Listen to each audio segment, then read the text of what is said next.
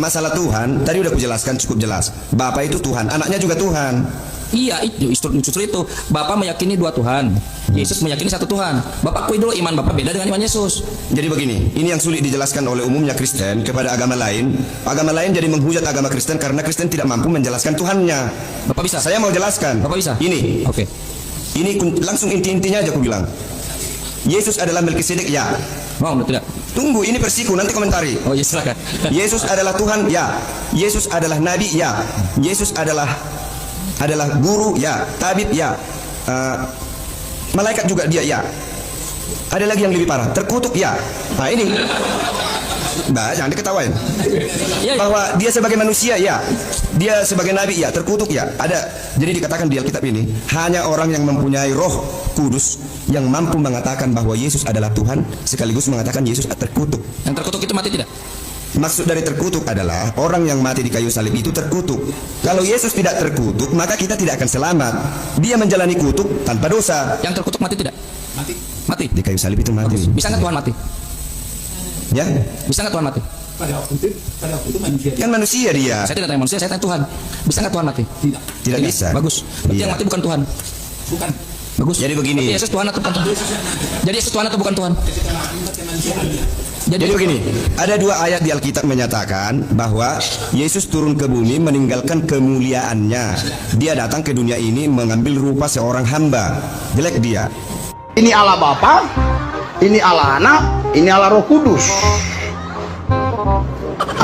Ketiganya ini satu kesatuan, tapi tidak boleh dipisah-pisahkan. Tapi tidak boleh juga jadi esa begini. Harus Allah Bapa, Allah Anak, Allah Roh Kudus. Tapi juga tidak boleh dijadikan satu begini. Nggak boleh, dia harus Allah Bapa, Allah Anak, Allah Roh Kudus. Nempel-nempel. Assalamualaikum warahmatullahi wabarakatuh. Apa kabar Kofizen semuanya? Semoga kita selalu dalam lindungan Allah Subhanahu wa taala. Kofizen semuanya. Jadi, akidah kekristenan itu adalah akidah yang kontradiktif. Kenapa begitu? Karena mereka menggabungkan dua hal yang tidak logis, yaitu menuhankan manusia dan memanusiakan Tuhan. Yang kedua, mereka itu menjadikan satu sebagai tiga dan tiga dijadikan satu. Satu tidak boleh dibilang tiga dan tiga tidak boleh dibilang satu, gitu. Jadi satu adalah tiga, tiga adalah satu. Ya satu sama dengan tiga, tiga sama dengan satu. Itu dua hal yang sangat kontradiktif, gitu loh. Yang namanya satu itu bilangan tunggal, sedangkan tiga itu jamak. Dua saja sudah dianggap sebagai bilangan yang tidak tunggal gitu. Sedangkan satu itu kan tunggal. Satu berdiri sendiri, sedangkan dua atau tiga maka terdiri dari berbagai macam bagian. Bagaimana tiga hal yang berbeda menjadi satu? Banyak orang-orang Kristen kemudian menggunakan logika. Ya contoh aja kopi itu. Kopi itu ada kopi, ada gula, ada susu. Ya 3 in 1, 3 di dalam satu. Masalahnya kekristenan itu bukan 3 in 1, tapi 3 is 1. And 1 is 3. Bukan satu di dalam tiga, tiga di dalam satu. Bukan. Tapi 3 sama dengan 1, 1 sama dengan 3. Gitu loh.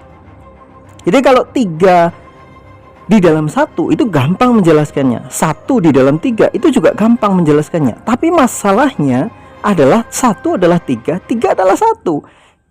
Ini yang berkontradiksi dengan akal pikiran. 1 adalah 3 dan 3 adalah 1. Gimana kita menggunakan akal pikiran kita? Saya pernah dianalogikan begini oleh para pendeta sonono. Dia mengatakan Tuhan dalam kekristenan itu adalah tiga kepribadian dalam 3 wujud, tapi mereka hakikatnya adalah satu. Mereka adalah 3 wujud yang berbeda dalam 3 kepribadian yang berbeda, tapi mereka adalah satu kesatuan yang sama. Mereka bisa berada di 3 tempat yang berbeda, tapi mereka adalah satu. Ayo, gimana coba memahaminya? Itu yang pernah dikatakan pendeta begitu. Kan susah banget gitu loh menganalogikannya, dan menggunakan akal sehatnya itu nggak ketemu. Nah, kemudian menjadikan manusia sebagai Tuhan dan menjadikan Tuhan sebagai manusia, ini juga kontradiktif gitu. Karena al-khaliq wal makhluk, pencipta dengan yang diciptakan itu nggak akan pernah mungkin sama. Contoh, selalu kita katakan contoh. Pencipta meja, ya bukan meja. Pencipta kursi bukan kursi. Pencipta mobil ya bukan mobil gitu loh. Ada yang menciptakannya dan itu bentuknya pasti nggak sama gitu. Manusia menciptakan meja, manusia nggak bisa jadi meja. Meja nggak bisa jadi manusia gitu loh. Jadi kedudukan ini yang tidak akan bisa terbalik. Orang-orang Kristen selalu mengatakan Tuhan itu maha kuasa, dia bisa menjadi segalanya. Nah, jadi pertanyaan balik adalah, mengapa Tuhan hanya berfokus kepada menyelamatkan manusia? Yang katanya manusia ini perlu diselamatkan, manusia ini banyak kesalahannya, maka perlu diselamatkan dengan cara Tuhan berubah jadi manusia kemudian disalib.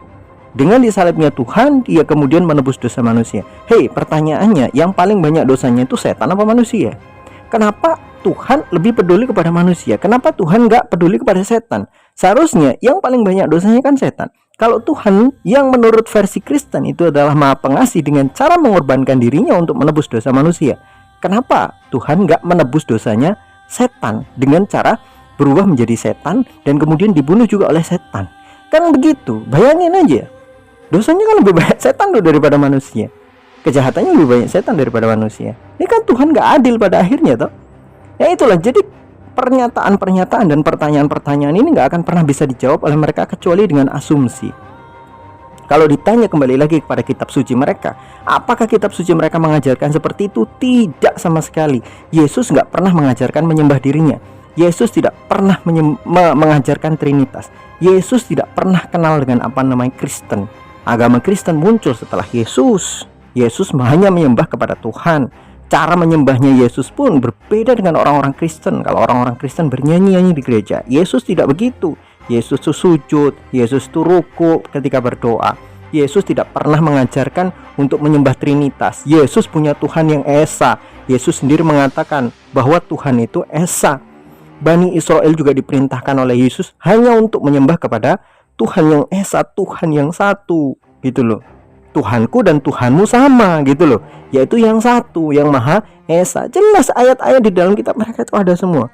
Karena mereka itu menggunakan akidah yang kontradiktif, bertentangan dengan akal logika, bertentangan pula dengan isi dari kitab mereka, sehingganya ajaran mereka ini sangat lemah. Anehnya, bagaimana bisa agama sekontradiktif ini bisa bertahan sampai 2000 tahun? Kadang-kadang kita kan mikirnya begitulah. Nah, inilah yang membuat kita harus berpikir, ternyata hal-hal yang keliru, hal-hal yang tidak benar itu juga bisa bertahan ketika orang-orang yang tidak benar itu memaksakan sesuatu yang tidak benar untuk bertahan dengan cara apapun.